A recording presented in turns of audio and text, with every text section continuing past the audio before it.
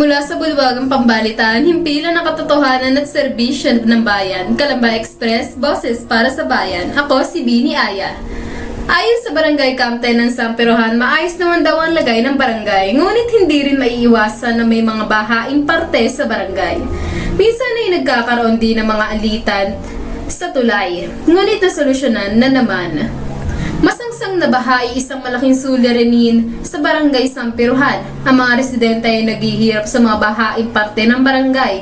Ang mga kalsada ay nagiging putik at ang mga bahay ay nagiging baha. Ito ay isang kalapastanganan sa kalagayan ng mga residente. Hindi birong kalamidad ng baha, bagamat hindi lamang nagdudulot ng mga problema sa kalsada at bahay, kundi pati na rin sa kalusugan ng mga residente. Ang leptospirosis ay isa sa sakit na maaari makuha sa mga bahaing lugar. Ang mga residente ay dapat na mag-ingat at magsuot ng mga proteksyon upang maiwasan ang sakit na ito, gaya na lamang ng pagsusuot ng mga bota. Subalit kahit ganoon pa man ay wala pa rin tigil sa paglalaro sa mga masangsang na baha. Ang mga kabataan tila ba itinuturing itong isang laro. Sa Barangay Sampirohan ay walang sinabing pondo para sa mga proyekto ng kalikasan. Ito ay isang malaking suliranin dahil ang mga proyekto tulad ng pagpapagawa ng tulay ay mahalaga para sa kalagayan ng bawat individual.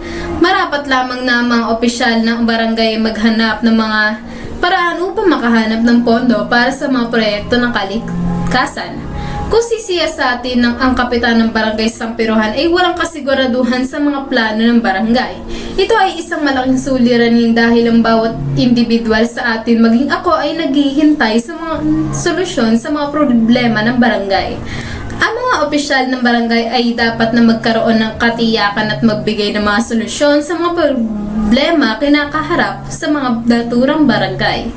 Marapat lamang na ang Barangay Sampirohan ay dapat na magkaroon ng mga solusyon sa mga problema ng baha at kalikasan.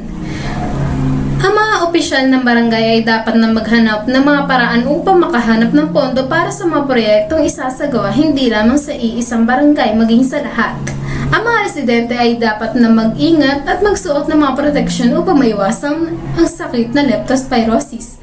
Maaari magkaroon ng mga programa ang mga barangay gaya na lamang ng Harap Mo, Dinis Mo na ipinatupad ni Kapitan Brenda Alegre sa Barangay Lingga. Muli, ito ang Kalamba Express, naghahatid ng sariwang balita.